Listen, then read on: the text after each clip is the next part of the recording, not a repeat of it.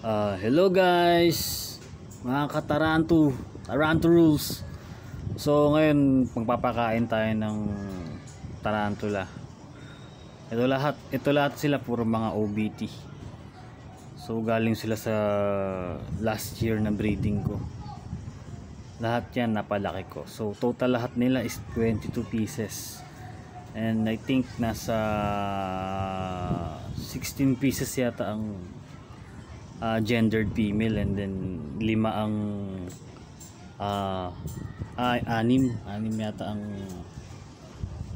gendered na male. So standby lang muna kayo, setup lang natin okay. Ayan, so guys, na setup na natin. So lahat sila nakabukas, lahat ng demonyo nakabukas. Papakain tayo ng sandamakmak na demonyo ngayong araw. Huwag nyo lang akong gagayahin dahil itong OBT is medyo delikado. Alam nating old world sila tsaka mabilis. Then sabay-sabay ko binuksan yung takip para pakainin. So hindi lang siya advisable na gawin. Pagka may mga babon kayo, isa-isa lang. Hindi ko sinasabing professional ako, pero may mga nakaabang kasi sa akin na pwedeng tutulungan ako hulihin in case na makatakas sila. Ayan. So kung makikita nyo, lahat yan is OBT. Okay. Lahat po yan ay OBT.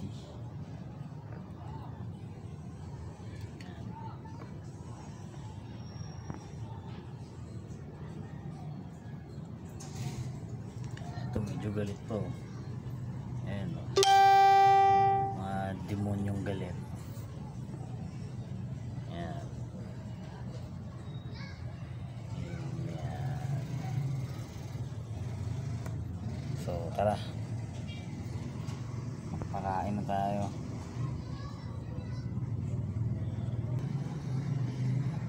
Ayan. So ngayon magpapakain tayo ngayon. So isa-isa natin silang pakakainin. So ito, kukunin natin yung lots, and then sa isa natin sila. Unahin muna natin itong mga galit. Kasi yan yung mga unang kakain. So lumantak na agad. Then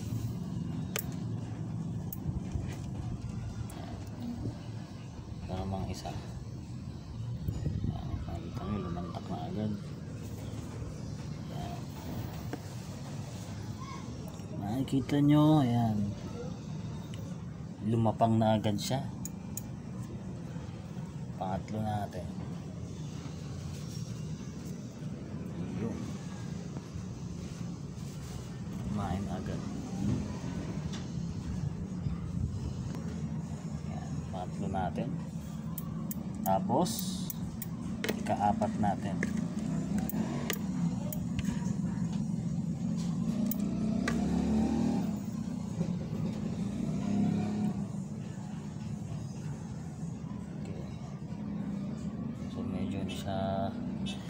Hindi niya gusto kumain siguro. Ayun, kumain siya. Ito naman ang ika-5.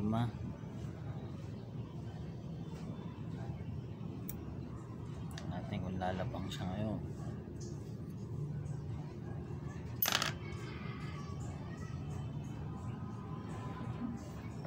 So still medyo wala. Kain. Bana.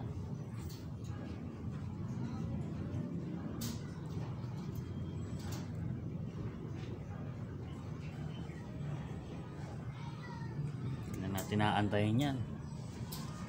Next na tayo. So ito naman, atin kung kakain siya. Parehas din na hindi kumain. So okay lang naman. Pwede nyo naman yung iwanan kahit hindi nila kainin. Kumain na rin to isa.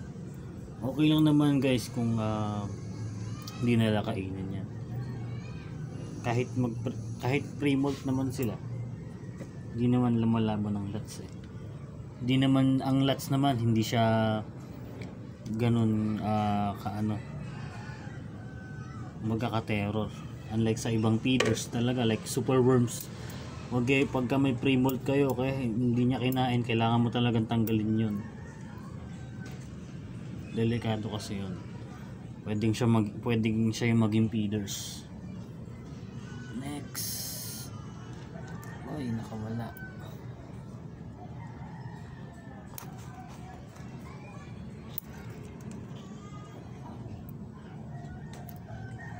Yan. Ayan ang OBT natin. So ito. Yung kumain agad. Okay lang mag-iwan ng feeders guys. Basta isa o dalawang piraso okay na yun.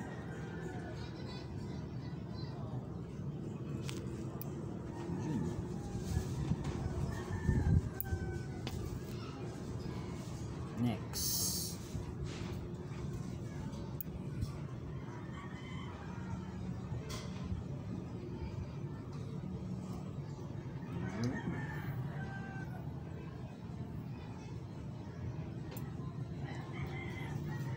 Next natin.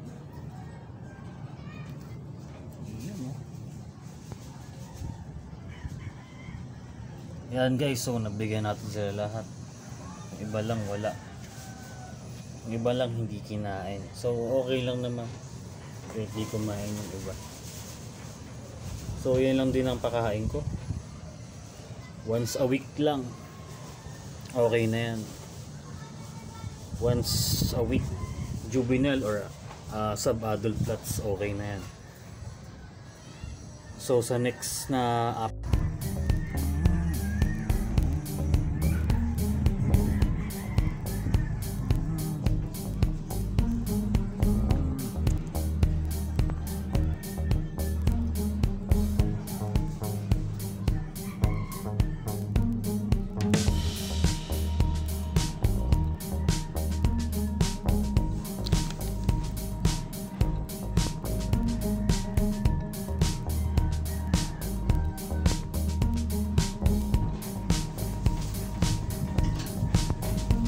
nakikita nyo naman guys walang daya yan. Lahat ng 12 pieces ng OBT na yan bukas yung takip. Walang takip lahat yan. So kung sawa na kayo sa buhay nyo, pwede nyong gawin yan. Hindi, joke lang. Hindi pa rin siya advisable gawin. So, sa akin ginawa ko lang yan para alam mo na, medyo kamangha-mangha.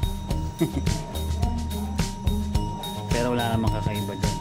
Ang iniiwasan lang natin talaga is yung pag nakawala nga yan sunod-sunod, pwedeng mahirapan kayo, kaya huwag nyo rin gagayahin unless na lang kung may mga kasama kayo sa bahay na tutulong sa panghuhuli if ever na sunod-sunod silang makawala. Ayan guys, so sa next na apat na tayo, puro OBT ulit. Ang video na to puro OBT lang. Paborito ko talaga ang OBT.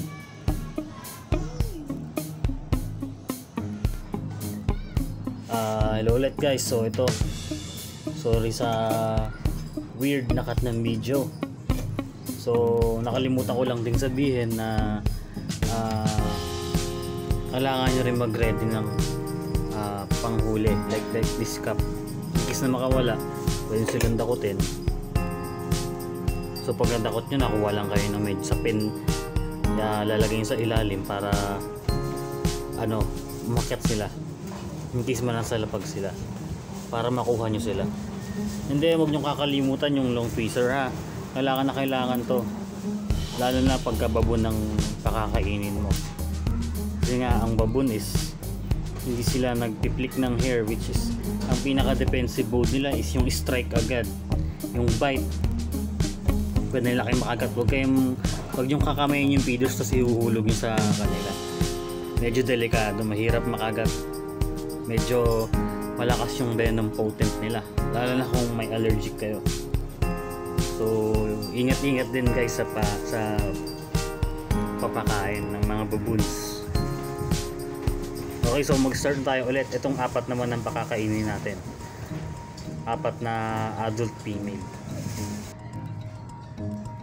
So ayan guys, start ulit tayo ng feeding for mga adult female naman. Ayan sila.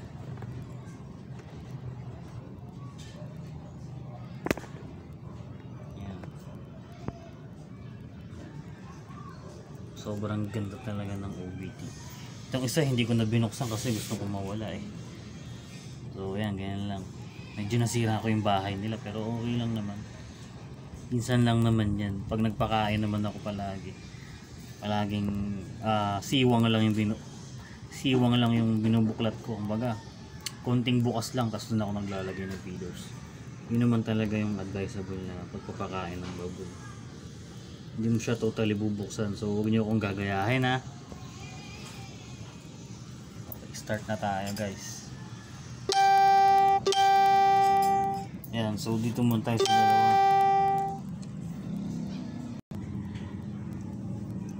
So dito muna tayo sa dalawang papakain. Unahin na natin parang gustong kumawala. Oops, mukhang ayaw niya kumain. Baka pre-moult tong isa kasi medyo malaki yung abdomen niya. So ito namang isa. Subukan natin. So yun, kumain siya.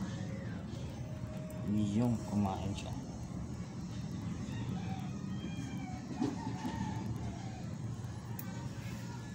So medyo malaki-laki na siya, so kailangan din ng medyo multiple feeders na yung papakain natin. Kahit mga 5 piraso ng adults. Yan, okay na siya. So itong isa kumain naman. Itong isa natin kumain naman siya.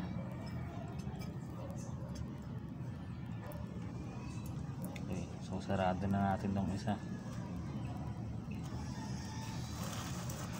Ayan guys, dahan-dahan lang tayo magsarado, okay? Ayan, nakuha na yung takip. Ayan, para hindi sila masyado na gugulat o na-istorbo.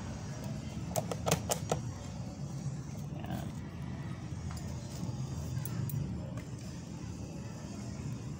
Bagsakan pa natin itong isa kasi kumain eh. Kita nyo naman, napakaganda talaga ng OBT. Oh, panalo yung kulay.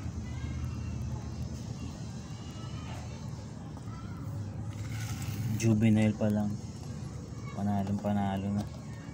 Juvenile to adult pa lang. So guys, itong isang OBT ko na ipapakita sa inyo, ito medyo kakaiba yung kulay niya, pero halos magkakapatid lang yan sila. Ito lang talaga yung nakakaiba. Pero alam ko red collar form din siya or RCF yung tawagin. So pakainin na natin.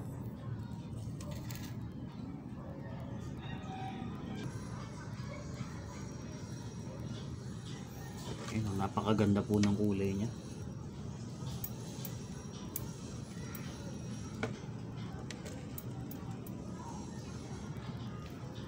Isa muna.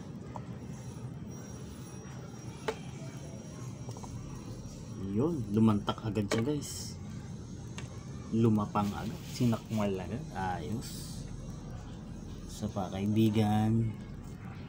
Yun. Ayos. So ganyan size kahit mga for sub-adult lots o kaya for juvenile lots, okay na sa kanya yan. So takpan na natin. Di na muna tayo naglagay ng water dish kasi hindi pa naman nila kailangan. Tsaka hindi rin muna tayo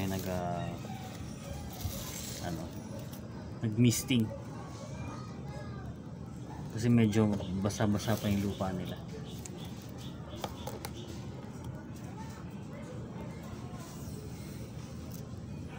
So ito naman yung next na pakakainin natin. Ito talaga RCF na RCF ito eh. Hindi lang makita eh.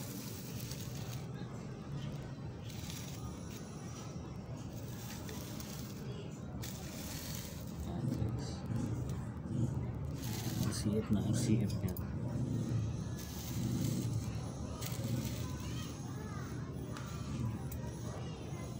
Ilan tayo na mga tatlo na natin kung kakain lang.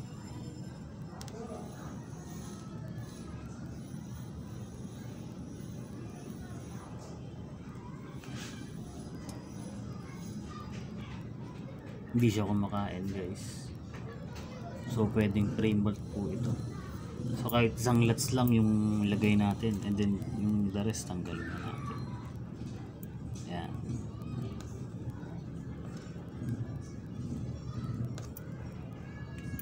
Tanggal na natin yung isa. So ulit, takpan ulit natin. Yan. Puro OBT feeding lang po tayo ngayon ha. Next video natin siguro tungkol na sa anti-ants, paano natin i-prevent yung mga langgam, kung anong paraan na gagawin nyo para maiwasan natin yung langgam, kasi totally langgamin talaga ang tarantula once na kumain ng feeders eh. Once na nakain nila yung feeders, talagang pupunta sa kanila yung aroma ng feeders, kaya sila nilalanggam. During molt din malakas din yung pang-amoy ng mga langgam during molt. Pag nagmo-molt sila, may nilalabas silang liquid sa katawan, so yun, gustong gusto ng mga langgam yun. So siguro next video natin tatalakayin natin yung ant prevention, paano iiwasan. Okay guys, maraming salamat sa panonood. Like and subscribe.